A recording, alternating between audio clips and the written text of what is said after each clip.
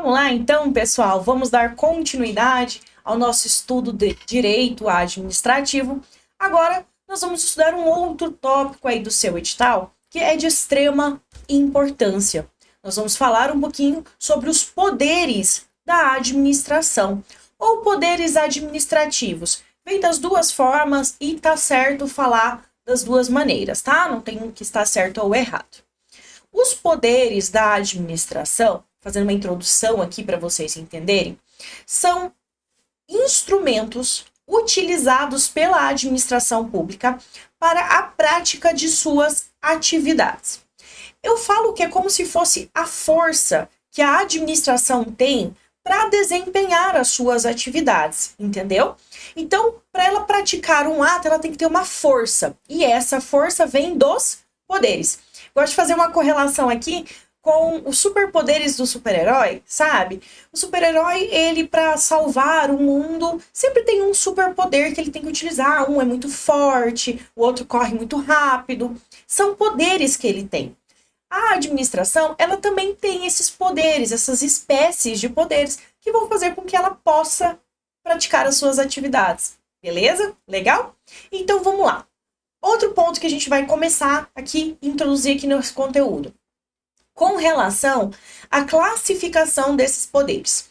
Eu vou poder classificar essas espécies de poderes, que nós vamos falar daqui a pouquinho, em duas situações. Ele pode ser um poder discricionário ou um poder vinculado.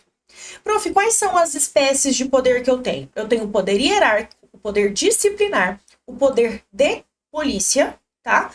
E o poder regulamentar. Legal? Tranquilo? Então, esses são os poderes que eu tenho. E esses poderes, conforme a sua aplicação, poderão ser classificados em discricionários ou vinculados. Vamos entender um pouquinho a diferença entre cada um deles? Vamos lá, então, para o seu material. Então, nós vamos falar aí de poderes, né, da administração, poderes administrativos, e conforme eu falei para vocês, quando eu falo de um poder, ele pode ser vinculado ou discricionário. Quando eu falo de um poder vinculado, eu estou trazendo uma ideia de obrigatoriedade. Quando algo é vinculado para a administração, significa dizer que isso é obrigatório, tá? Vai ser obrigatório aí para a administração. Legal. Então, quando eu falar aí de vinculado, eu estou dizendo o seguinte: administração, você tem a obrigação de agir. E quando você for agir, você somente pode agir dessa maneira. Então, a lei vai trazer a situação e a forma de agir. Simplesmente fala assim, ó, dessa situação você vai fazer A e ponto. Em contrapartida, diferentemente, quando eu falo de poder discricionário, eu já estou falando o contrário.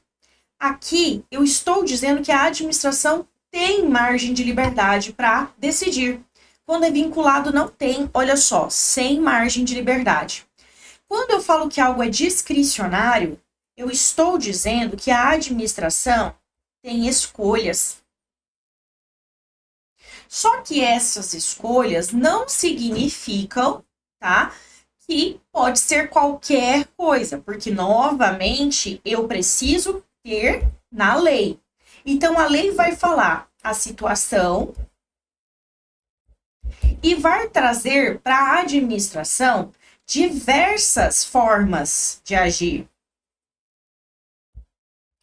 Como, por exemplo, ela pode dar várias alternativas. Por exemplo, a administração, nessa situação, você pode fazer A, B, C, D. Ou até mesmo trazer aí para a administração uma certa margem de liberdade, onde ela vai definir uns limites e a administração vai poder escolher dentro desses limites. Então, ela vai virar e vai falar assim, por exemplo, um exemplo bacana de a gente ver aqui. Numa situação, a administração fala assim, a lei fala assim, administração, você pode aplicar uma multa de R$ 100 até R$ 10.000. E aí, a administração vai avaliar aqui dentro dessa situação qual o valor da multa que ela vai aplicar naquela situação. Ou seja, ela tem uma margem de liberdade de escolher aquilo que é melhor para o interesse público e aplicar essa multa de alguma maneira. Entenderam? Legal? Então, essa margem de liberdade para a administração se trata de discricionariedade.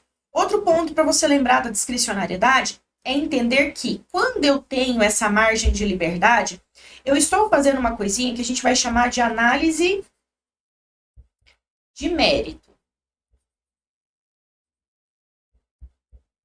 E quando eu analiso o mérito, eu estou analisando o quê? Oportunidade e conveniência. Então, a administração vai verificar o que é mais oportuno, o que é mais conveniente, né? Para aplicar a situação. E dentro desses limites ela vai atuar, mas tem margem de liberdade. Legal, pessoal? Tranquilo até aqui? Lembrando que quando eu falo de discricionariedade e vinculação, nós vamos falar um pouquinho sobre isso também lá nos atos administrativos. Por quê? Olha só o que eu falei para vocês. Eu falei que o poder é o que dá força para a administração agir. Ou seja, o poder é o que dá força para a administração praticar os seus atos. E aí, quando a gente falar um pouquinho de atos administrativos, vocês vão lembrar aqui comigo também, a gente vai falar de ato discricionário e ato vinculado. Tá? Mas esses termos, é muito importante você já saber o que é vinculação e tudo mais. Quando eu falo assim, tal situação vincula. Opa, significa que prende, que obriga ela ali. Legal? Então, essa é a ideia. Vamos falar agora um pouquinho sobre a nossa primeira espécie de poder. A primeira espécie que nós vamos falar é o poder hierárquico. Vamos lá. Então, o poder hierárquico é a primeira espécie de poder que nós vamos falar. Esse poder hierárquico, ele traz para nós uma hierarquia que vai ser exercida dentro de uma mesma pessoa jurídica. E ela vai ser caracterizada aí pelo grau de subordinação entre os órgãos e os seus agentes. Significa, vamos lembrar lá quando a gente estudou a organização da administração, que a prof fez uma casinha? Lembra da casinha? Essa casinha é o quê? Uma pessoa jurídica. E dentro dessa pessoa jurídica, lembra que eu tenho vários órgãos? Que eu faço uma divisão interna de competência? A prof falou para vocês que órgão público nada mais é do que uma divisão interna de competências que ocorre dentro da mesma pessoa jurídica. Então, eu estou falando o quê? Que existe um grau de subordinação entre órgãos e também entre agentes. Significa dizer que, por exemplo, esse órgão aqui em cima, ele está acima dos outros órgãos que estão aqui embaixo. Legal? Outro desenho que a prof fez, que aí é até mais fácil da gente ver essa relação, foi quando a prof falou assim, gente, sempre que você pensa numa pessoa jurídica, pensa nessa pirâmide. Por quê? Porque essa pirâmide é a pirâmide, gente, de toda pessoa jurídica, tá? Mesmo na iniciativa privada, às vezes onde você trabalha, você tem um chefe. Você tem a pessoa que é o dono da empresa, que é o que manda mais. E ele tá onde? Aqui em cima. Então, ele é o seu superior.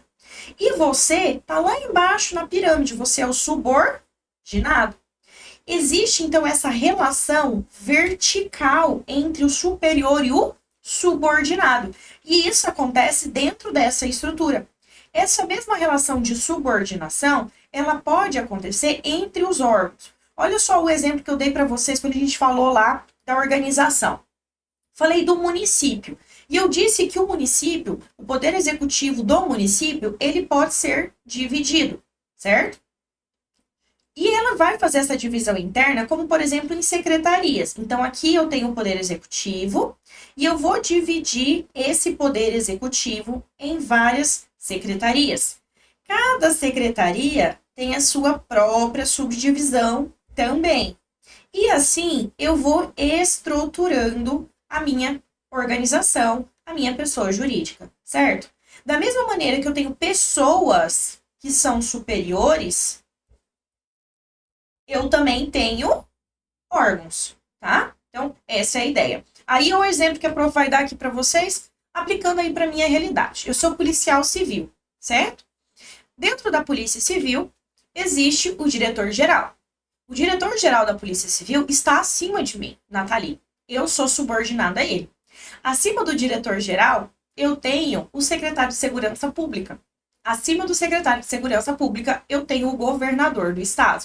O governador, que é o chefe do executivo, que é o que manda a autoridade máxima nossa aqui, certo? Então, você tá vendo que eu tenho pessoas, eu tenho essa hierarquia entre as pessoas, e eu também tenho a mesma hierarquia na questão dos órgãos. A Secretaria de Segurança tá em cima, embaixo tá a Delegacia Geral, e ali dentro da Delegacia Geral da Polícia Civil, eu tenho vários órgãos, aí eu vou encontrar a delegacia que a prof trabalha, entendeu? Então, vai tendo essa estrutura hierárquica também, legal? Então, lembrando que existe entre órgãos e agentes. E esse poder hierárquico, ele dá algumas possibilidades. Ele fala o seguinte, que o superior hierárquico, ele pode apreciar os atos de seu subordinado, né? Seja quanto à legalidade, quanto ao mérito. Ou seja, verificar se ele tá praticando aí os atos dentro da lei, se ele está praticando os atos com o mérito necessário, enfim. Essa é a ideia aí, tá? Essa relação, conforme nós falamos, é uma relação vertical dentro da mesma pessoa jurídica. Quais ocorrências que eu tenho do poder hierárquico? O poder hierárquico dá que poder para a administração atuar? Ela pode dar ordens aos subordinados, ou seja, o superior manda nos seus subordinados. O seu chefe vem e te dá uma ordem e você vai lá e cumpre essa ordem. Você vai cumprir essa ordem conforme o seu chefe te falou, legal? Outra situação, fiscalizar os atos do seu subordinado. Ele também vai ficar de olho para ver se o subordinado está fazendo aquilo que deve ser feito. Ele pode rever os atos do subordinado, ou seja, praticar aí a anulação, a invalidação, a revogação dos atos que foram praticados pelo subordinado. Virar e falar, olha, esse ato aqui foi com ilegalidade, vou lá e vou anular ele, beleza? É o superior revendo os atos. Assim como ele pode delegar e avocar competências. Gente, competências nada mais é do que atribuições que cada pessoa, cada órgão tem. Essas competências, elas podem ser delegadas e avocadas. Quem delega? O superior. E ele vai delegar para quem? Delegar é passar para outra pessoa, é entregar para outra pessoa. Desempenhar essas competências, essas atribuições de forma temporária em razão de alguma limitação, tá? Então, vamos supor que esse superior aqui, ele sai de licença médica. Mas, enquanto ele está de licença médica, eu preciso que outra pessoa desempenhe as suas atribuições, legal? Por quê?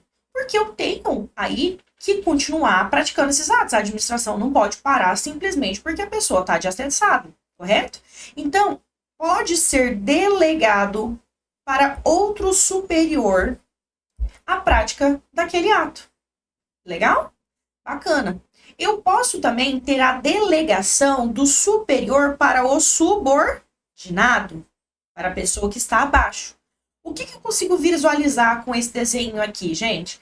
Que a delegação, ela pode acontecer tanto de forma horizontal, para pessoas que estão no mesmo nível hierárquico, tá? Elas estão aqui no mesmo nível, né?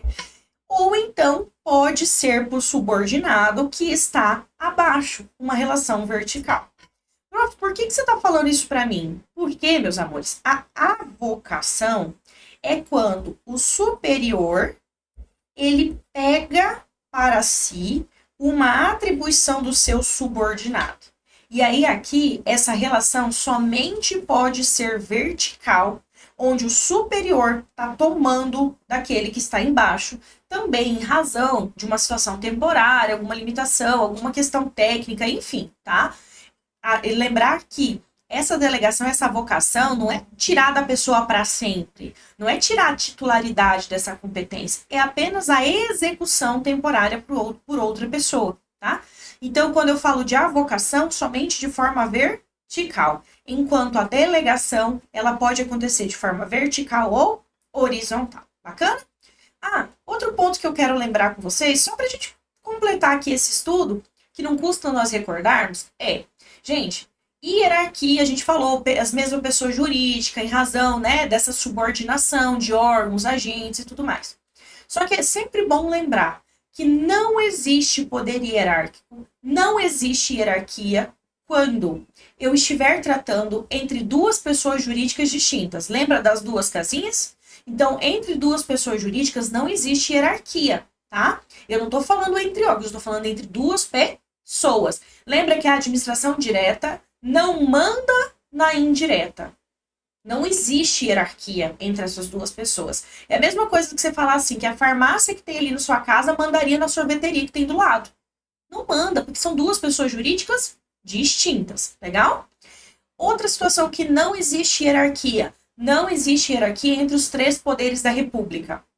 Falei com vocês um pouquinho da organização da administração, falei lá dos três poderes, executivo, legislativo e judiciário.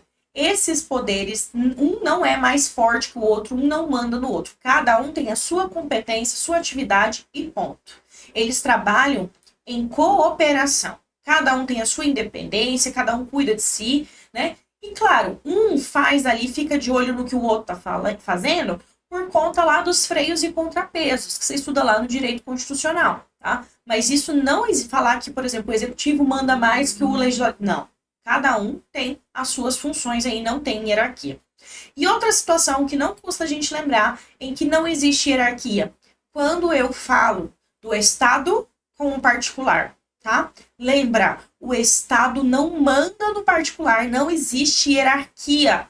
O que existe é essa relação vertical, porque o Estado representa o interesse da maioria das pessoas, então ele tem a supremacia do interesse público sobre o privado. E aí o Estado, como ele garante o interesse público, ele está aqui em cima. Só isso, o Estado não manda, não tem hierarquia, tá? Tome muito cuidado com isso. Até porque daqui a pouquinho a gente vai falar um pouquinho de poder de polícia, essas coisas, e aí fica parecendo que ele manda, mas ele não manda. Legal? Então, com relação ao poder hierárquico, essa é a característica principal para você lembrar. E aí agora, vamos falar um pouquinho sobre o outro poder, o poder disciplinar. Vamos lá.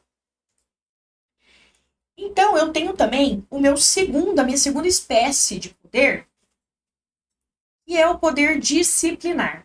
O poder disciplinar, ele vai acontecer quando a administração pune internamente, isso aqui é muito importante, tá? Quando eu falar de punição, eu estou falando de aplicação de sanções realmente, algum agente público que cometeu algum tipo de infração.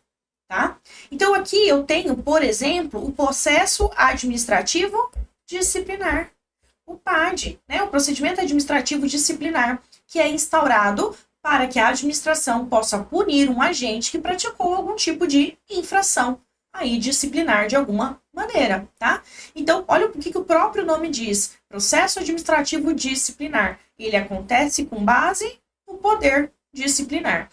Qual é a regra, então? Que para ocorrer essa disciplinação, essa punição, eu preciso ser um agente público, independente da espécie de agente, tá? Se é um servidor temporário, se é um estatutário, se é um CLTista, se é um empregado público, enfim, não importa, ok? O que importa é ser agente público. Legal. Só que, qual que é a particularidade aqui? A particularidade é que o particular, o privado, a pessoa privada, ele pode, tá? Cuidado, pode, não será, ele poderá estar sujeito desta ação com base no poder disciplinar, ou seja, poderá ser punido pela administração com base nesse poder disciplinar aqui, se esse privado possuir algum vínculo com a administração de alguma maneira. Significa que existe uma relação. E a partir do momento que existe esse vínculo, essa relação, a administração pode punir. Que exemplo de relação, prof, que é mais fácil? Um contrato de prestação de serviço, por exemplo. Vamos supor que eu tenho uma empresa privada que tem um contrato de prestação de serviço terceirizado para a administração.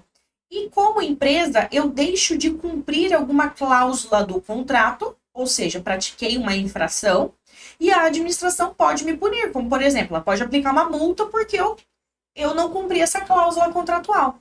Então, é a administração punindo, disciplinando um particular porque ele tem o vínculo.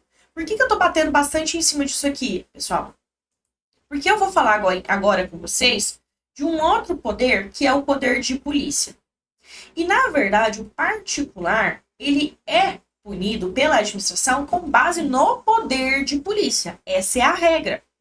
Aqui, que eu falei para vocês, o poder disciplinar é uma exceção. Porque qual é a regra do poder disciplinar? Agente público. Particular, não. Entenderam? Então, cuidado aí com relação a essa questão. Antes da gente partir para o próximo poder, que é o poder de polícia, eu quero lembrar uma outra coisa assim para vocês também. Cuidado para não confundir punição com hierarquia, tá? Porque, sim, pode acontecer dessa punição vir para você de uma pessoa que está acima de você hierarquicamente. Legal. Mas pode ser que não.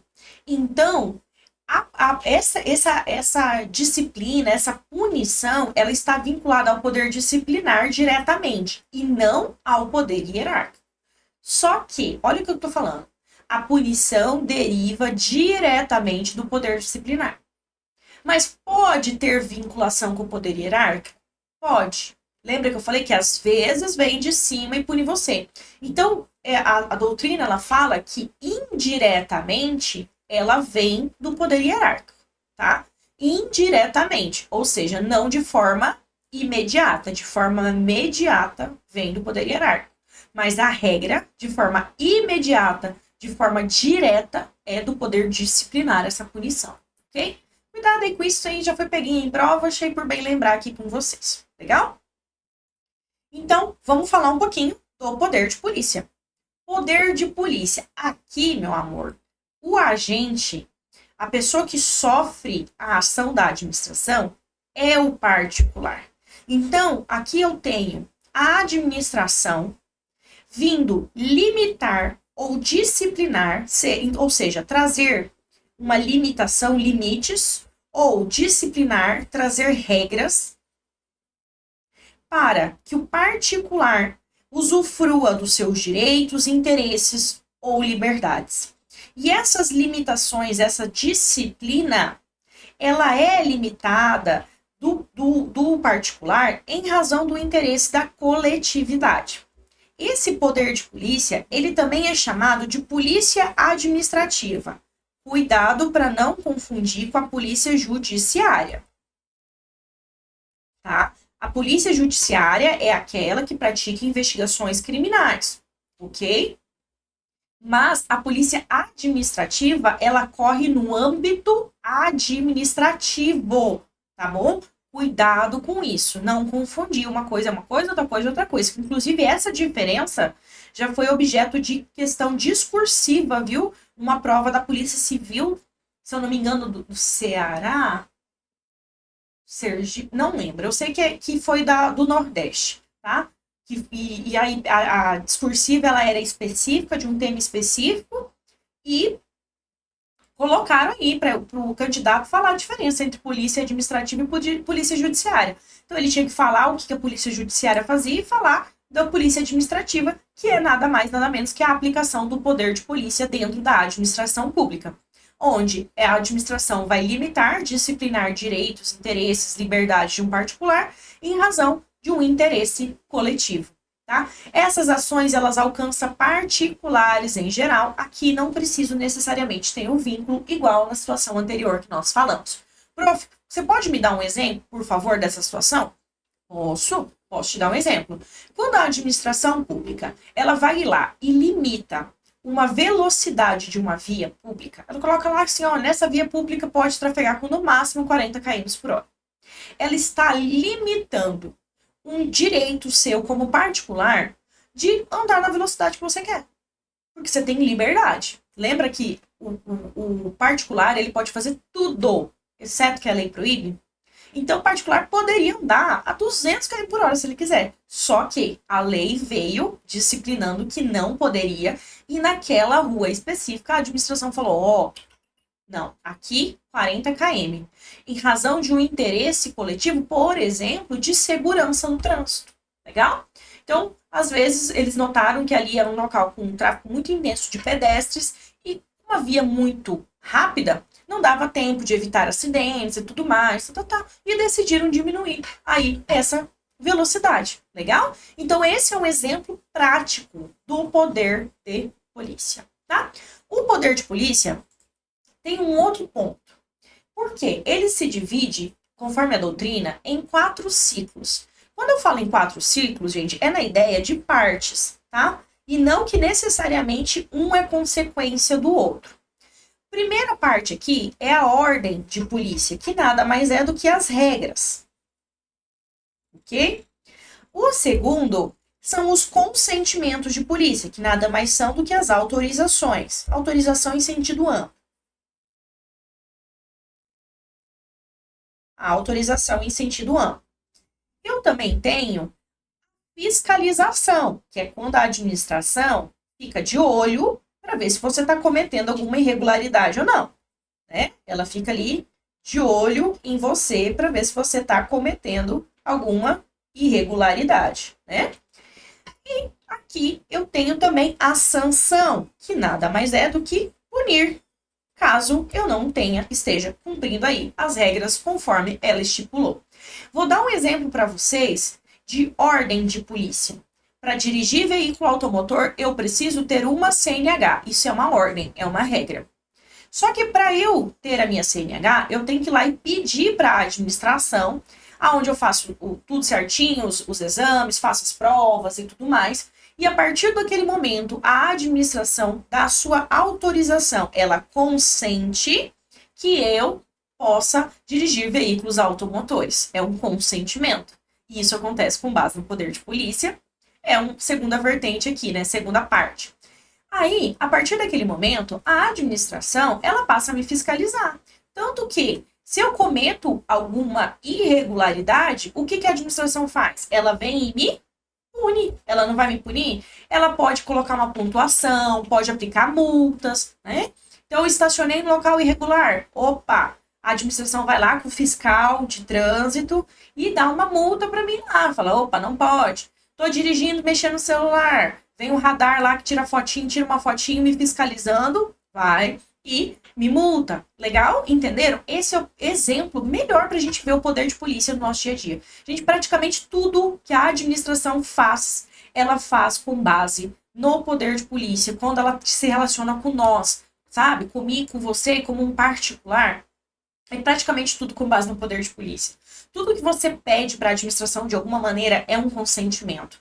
Tudo que a administração ordena para a gente, põe alguma regra, é uma ordem que a gente tem que seguir, tá? Então, você vê, ela disciplinou que para eu ter CNH, eu tenho que cumprir aqueles requisitos, eu tenho que cumprir, entendeu? Por quê? Em razão do interesse da maioria das pessoas. Legal? Interessante, né? Bacana? Então, por enquanto, é isso que nós vamos fechar. A gente vai fechar esse bloco falando até aqui. Porque no próximo bloco, eu quero falar de uma outra coisinha com vocês, também com base no poder de polícia, que é com relação à possibilidade de transferência do poder de polícia para outra pessoa, porque quem tem a posse, o poder de polícia é o Estado.